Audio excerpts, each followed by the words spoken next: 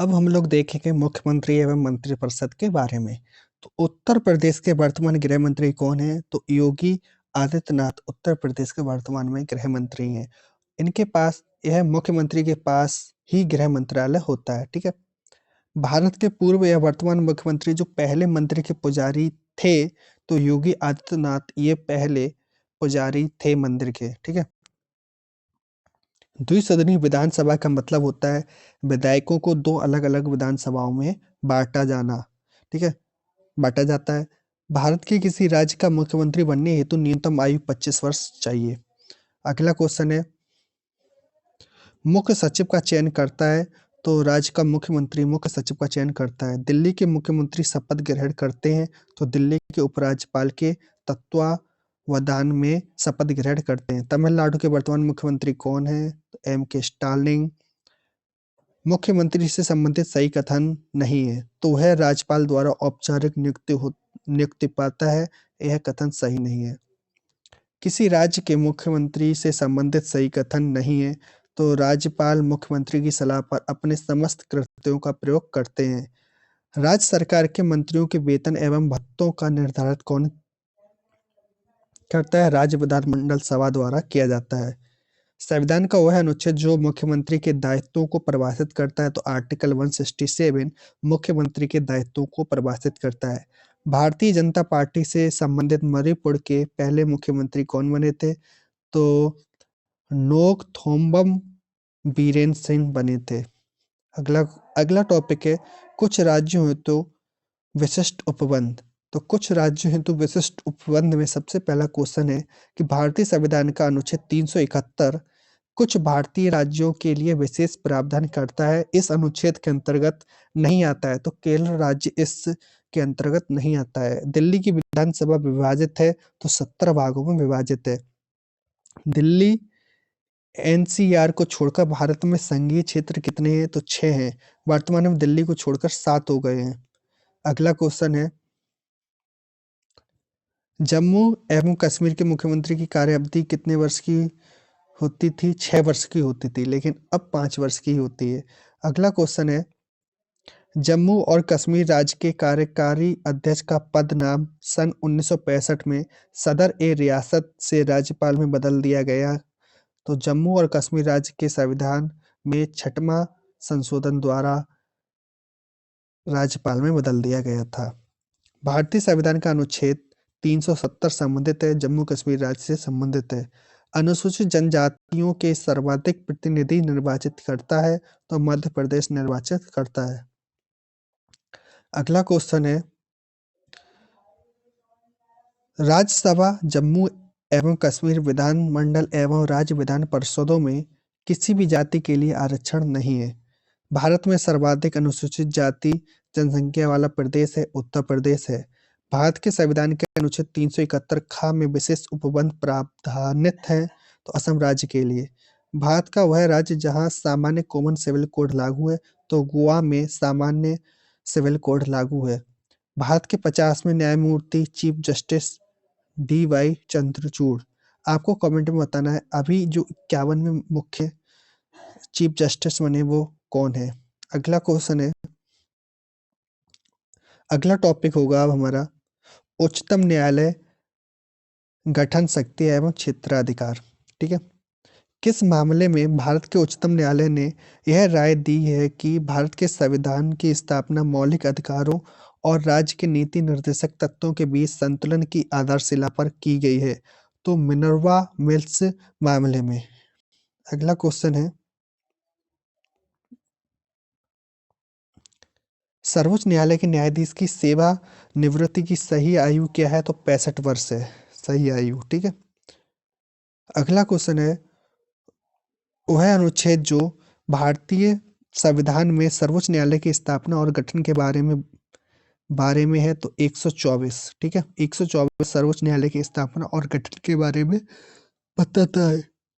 अगला क्वेश्चन है, याचिका के अंतर्गत न्यायालय अफसर न्यायालय या किसी अन्य प्राधिकारी के समक्ष लंबित किसी मामले को उच्चतर प्राधिकारी या न्यायालय में स्थानांतरित करने का आदेश कौन देता है या क्या कहलाता है यह आदेश? तो उत्प्रेषण कहलाता है उत्प्रेषण। भारत के उच्चतम न्यायालय की प्रथम महिला न्यायाधीश कौन थी? तो फातिमा बीवी थी। भारत के 43वें मुख्य न्यायाधीश के रूप में शपथ ग्रहण किसने की थी? Justice T.S.. ठाकुर ने की थी। किसी व्यक्ति को सुप्रीम कोर्ट के एक न्यायाधीश के रूप में नियुक्त के लिए योग्य नहीं माना जाएगा जब तक वह कम से कम कितने साल के लिए उच्च न्यायालय का या दो से अधिक ऐसे अदालतों का उत्तरवर्तन में वकील रहा हो। तो 10 सालों के लिए उच्च न्यायालय का या दो से अधिक ऐसे अदालतों का उत्तरवर्तन वकील रहा हो। ठीक है, अगला क्वेश्चन है, सर्वोच्च न्यायालय के न्यायाधीश पद पर नियुक्ति का पात्र बनने के लिए किसी जज को उच्च न्यायालय के न्यायाधीश के रूप में कितने वर्षों की सेवा आवश्यकता होती है? तो 5 वर्ष की सेवा की आवश्यकता होती है। अगला क्वेश्चन है, वह संस्थान जिसके पास भारतीय संविधान के अनुसार बंदी प्रत्यक्षीकरण की रिट जारी करने की शक्ति है। तो सर्वोच्च न्यायालय और उच्च न्यायालय के पास बंदी प्रत्यक्षीकरण की रिट जारी करने की शक्ति है। भारतीय संविधान का संरक्षक होता है तो सर्वोच्च न्यायालय होता है। अभिप्राय उन मामलों से है जिन पर उच्चतम न्यायालय द्वारा निचली अदालतों में जाने से पहले प्रत्यक्ष रूप से विचार किया जा सकता है। तो आरंभिक अधिकारिता। ठीक है, आरंभिक अधिकारिता। भारत के मुख्य न्यायाधीश की नियुक्ति कौन करता है? भारत के राष्ट्रपति करते हैं।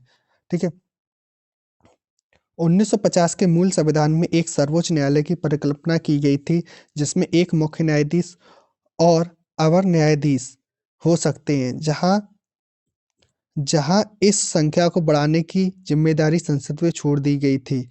तो मुख्य न्यायाधीश और 7 अवर न्यायाधीश हो सकते हैं। ठीक है, अगला क्वेश्चन है, भारत के संविधान के किस अनुच्छेद के खंड 2 के अनुसार भारत के राष्ट्रपति भारत के मुख्य न्यायाधीश की नियुक्ति करते हैं? तो अनुच्छेद 124 के अनुसार।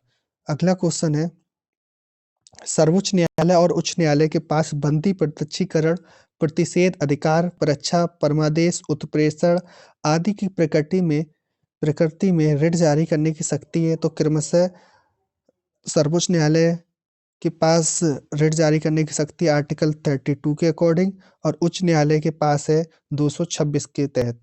अगला क्वेश्चन है, उच्चतम न्यायालय की रजिस्ट्री का अध्यक्ष होता है तो महासचिव होता है। भारत के पूर्व मुख्य न्यायाधीश रंजन गोगोई से पहले मुख्य न्यायाधीश कौन थे? तो दीपक मिश्रा थे। भारत के उच्चतम न्यायालय का आदर्श वाक्य क्या है? भारत के उच्चतम न्यायालय का आदर्श वाक्य है यतो धर्मस्थो जय। ठीक है, अगला क्वेश्चन है, भारतीय संविधान द्वारा प्रदत्त किसकी विशेषता भारतीय न्यायपालिका से संबंधित है? तो न्यायिक स्वतंत्रता की विशेषता भारतीय न्यायपालिका से संबंधित है। अब अगला क्वेश्चन है, वर्तमान परिसर से पहले भारत का उच्चतम न्यायालय संचालित किया जाता था तो संसद भवन से किया जाता था। भारत के 46वें मुख्य न्यायाधीश कौन थे? तो रंजन गोगोई थे।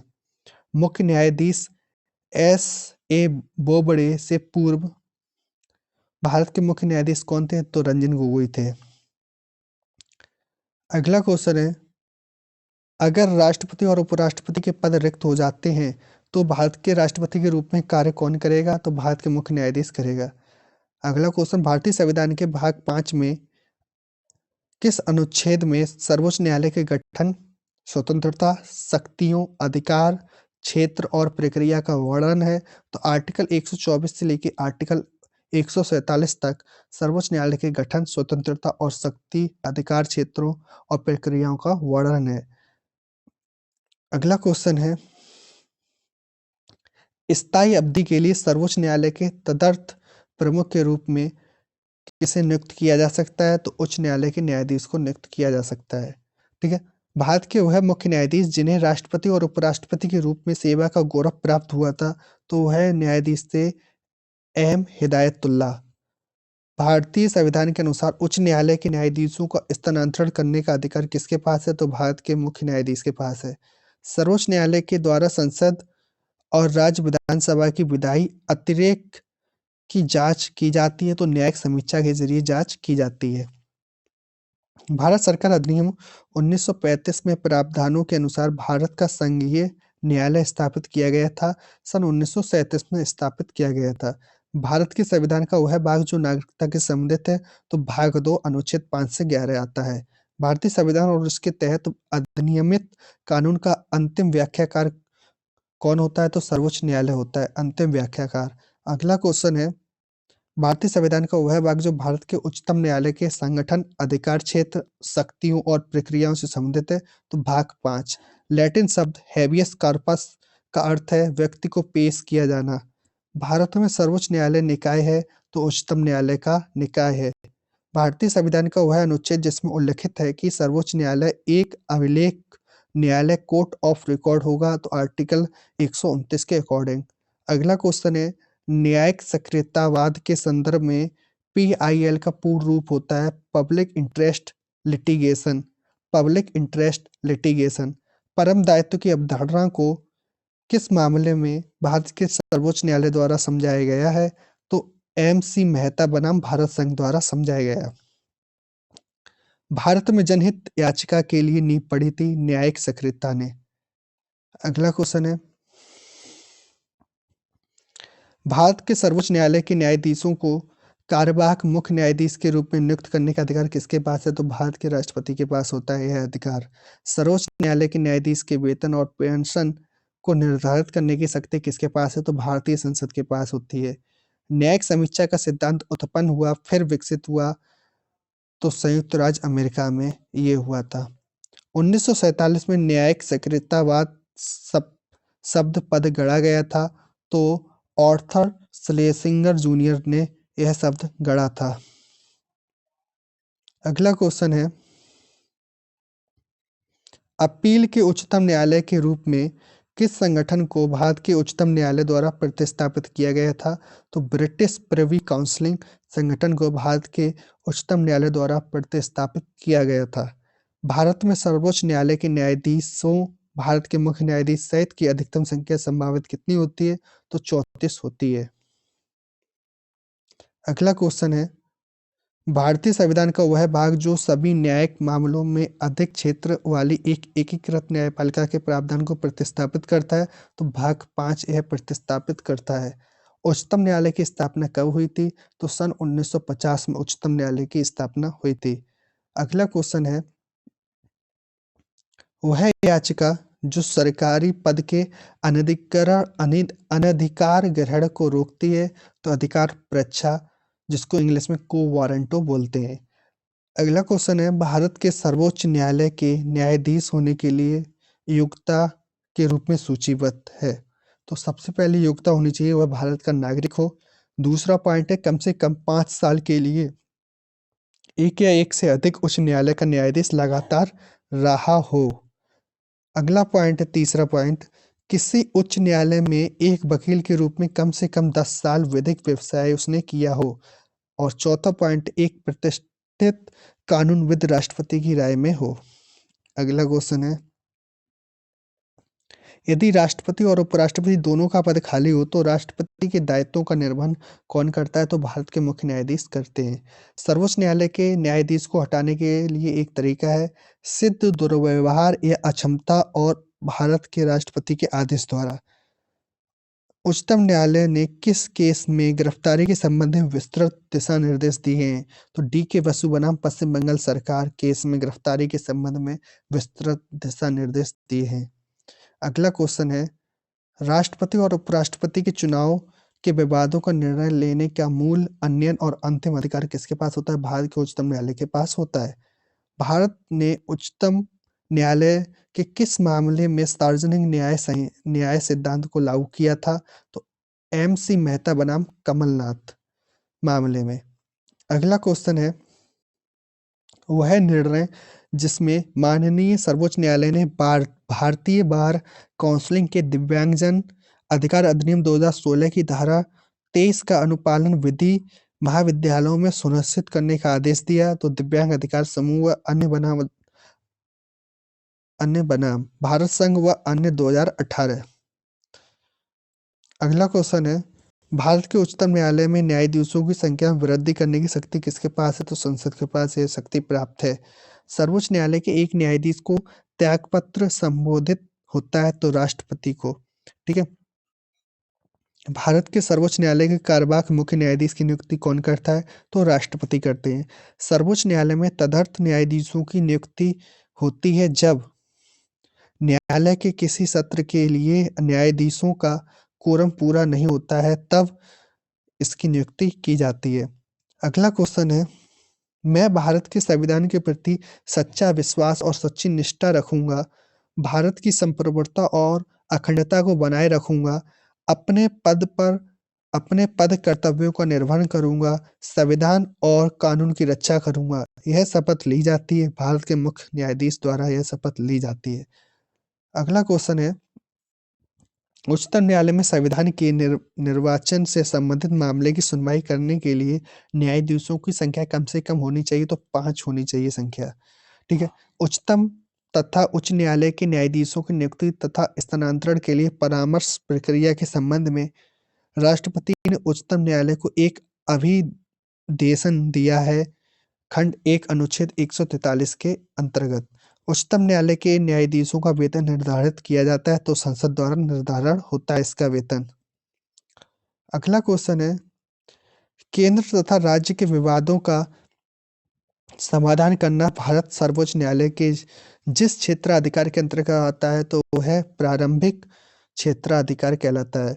भारतीय संविधान का वह अनुच्छेद जो संवैधानिक विवाद में सर्वोच्च न्यायालय के अपीलीय क्षेत्राधिकार से संबंधित है, तो अनुच्छेद 134 ए को मिला के अनुच्छेद 132 को पढ़ाना। सर्वोच्च न्यायालय एवं उच्च न्यायालय दोनों के अधिकार क्षेत्र में आता है, तो मूल अधिकार का संरक्षण आता है। भारत के सर्वोच्च न्यायालय ने संविधान के आधारभूत ढांचे के सिद्धांत को स्पष्ट किया, तो केशवानंद भारतीवाद 1973 में। अगला क्वेश्चन है, भारत का सर्वोच्च न्यायालय एक अभिलेख न्यायालय है।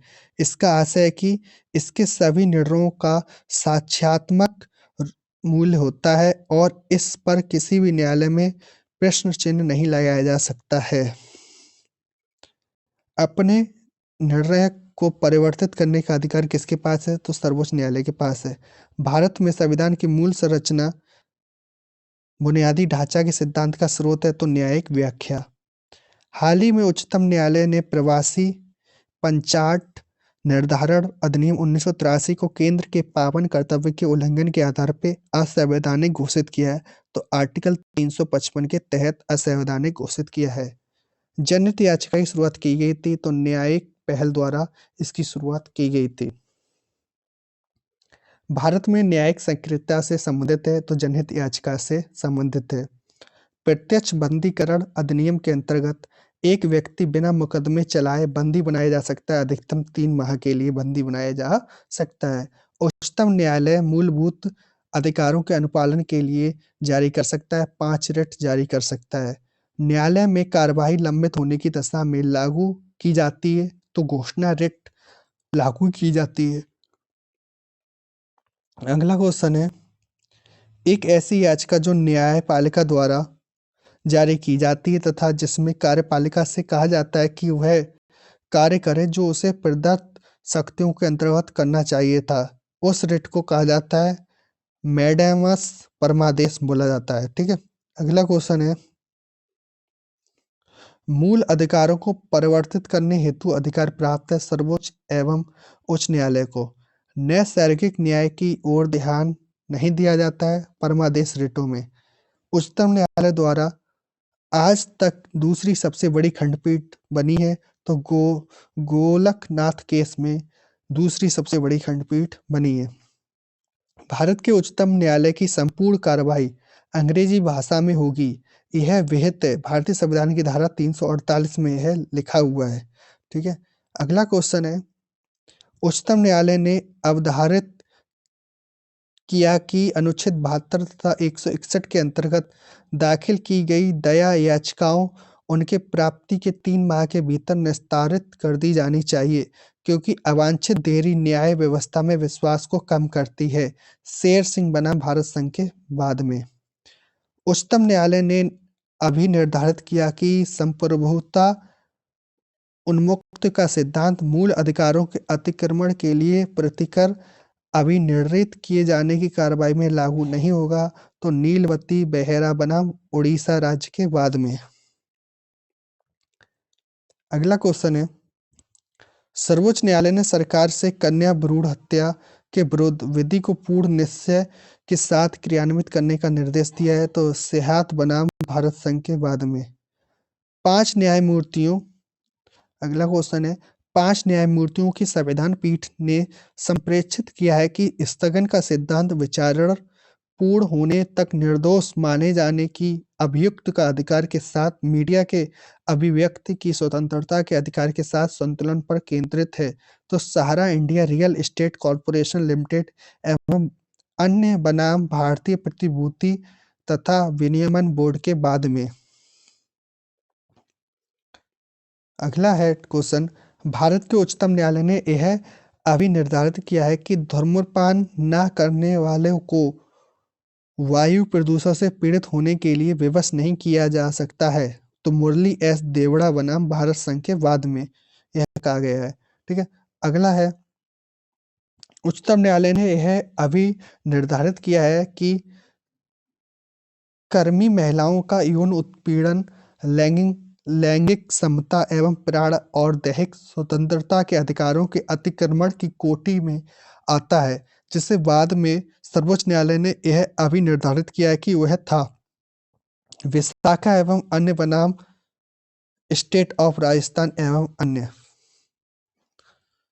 अगला क्वेश्चन है, उच्चतम न्यायालय ने पी ए संगमा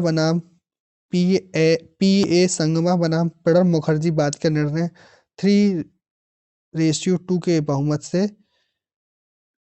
निर्णय सुनाया था। अगला क्वेश्चन है, उच्चतम न्यायालय के न्यायाधीशों के वेतन तथा भत्ते प्रभारित किए जाते हैं, तो भारत की संचित निधि से प्रभारित किए जाते हैं। भारत के उच्चतम न्यायालय के न्यायाधीशों की संख्या में वृद्धि की जाती है, संसदीय अधिनियम द्वारा वृद्धि की जाती है। भारत के उच्चतम न्यायालय द्वारा प्रतिपादित विधि भारत के राज्य क्षेत्र के भीतर सभी अधीनस्थ न्यायालयों पर बाध्यकारी है, परंतु उच्चतम न्यायालय के निर्णय उस पर बाध्यकारी नहीं है। यह अभी निर्धारित किया गया है, तो बंगाल इम्यूनिटी लिमिटेड बनाम बिहार राज्य के बाद में। अगला क्वेश्चन है, उच्च न्यायालय में अपर और कार्यकारी न्यायाधीशों की नियुक्ति राष्ट्रपति के द्वारा की जा सकती है, परंतु ऐसी नियुक्ति की अवधि 2 वर्ष से अधिक नहीं होनी चाहिए। उच्च न्यायालय के न्यायाधीशों की नियुक्ति के लिए अर्हता नहीं है, तो 35 वर्ष की आयु प्राप्त कर ली हो, यह अर्हता नहीं है। संविधान की व्याख्या से संबंधित सभी विवाद सर्वोच्च न्यायालय के पास लाए जा सकते हैं, इसके प्रारंभिक क्षेत्राधिकार के अंतर्गत। अगला क्वेश्चन, वह न्यायालय जिसमें एक तदर्थ न्यायाधीश नियुक्त करने का प्रावधान है, तो सर्वोच्च न्यायालय के पास है। भारतीय संविधान का संरक्षक तथा नागरिकों के मौलिक अधिकारों का रक्षक कौन है, तो न्यायपालिका है। अगला क्वेश्चन है, बेस्ट बेकरी मामले की प्रमुख गवाह जाहिरा शेख को सर्वोच्च न्यायालय द्वारा सजा दी गई थी, तो न्यायालय के समक्ष अपने बयान से बार बार मुकरने पर न्यायालय की अवमानना के लिए सजा दी गई थी। भारत के प्रथम मुख्य न्यायाधीश बने थे हीरालाल जे किशुनदास कानिया। भारत की प्रथम महिला उच्चतम न्यायालय की न्यायाधीश फातिमा बीवी भारत के किस राज्य से संबंधित हैं, तो केरल राज्य से संबंधित हैं। जनवरी 2022 में उच्चतम न्यायालय ने एक फैसला सुनाया है कि हिंदू पर्सनल लॉ के संहिताकरण और हिंदू उत्तराधिकार अधिनियम के अधिनियम से पहले भी बेटियों का पिता की संपत्ति पर समान अधिकार होगा, तो 1956 के हिंदू उत्तराधिकार अधिनियम से। ठीक है, अगला क्वेश्चन है, सर्वोच्च न्यायालय की सहायक शक्तियों के लिए प्रावधान कर सकती है, तो भारत की संसद।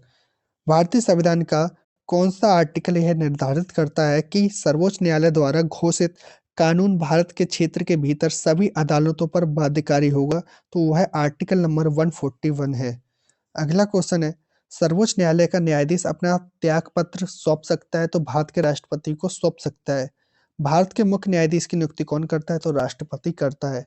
भारतीय संविधान के अनुसार किसके आदेश के बगैर सर्वोच्च न्यायालय के न्यायाधीशों को पद से हटाया नहीं जा सकता है, तो राष्ट्रपति के आदेश के बगैर सर्वोच्च न्यायालय के न्यायाधीश को पद से नहीं हटाया जा सकता है। PIL का पूर्ण रूप होता है पब्लिक इंटरेस्ट लिटिगेशन। अगला क्वेश्चन है, भारत के संविधान का कौन सा आर्टिकल सर्वोच्च न्यायालय के न्यायाधीशों को हटाने की प्रक्रिया का निर्धारित करता है? आर्टिकल 124।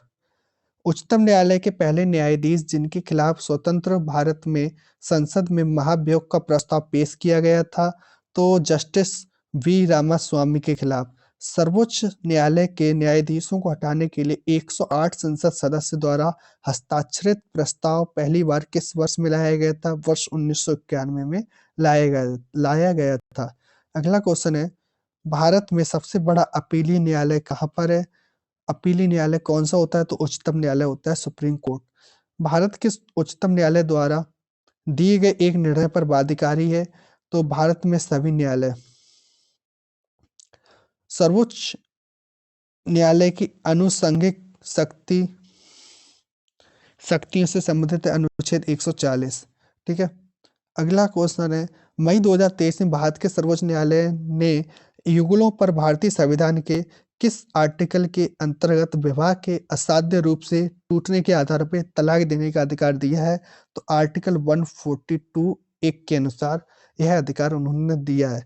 अगला टॉपिक हम लोग पढ़ेंगे उच्च न्यायालय का गठन, शक्ति एवं क्षेत्राधिकार के बारे में। इसको हम लोग देखेंगे आगे लेक्चर में। यहाँ तक आपको वीडियो अच्छा लगा हो तो आप इसको लाइक शेयर एंड सब्सक्राइब जरूर करें।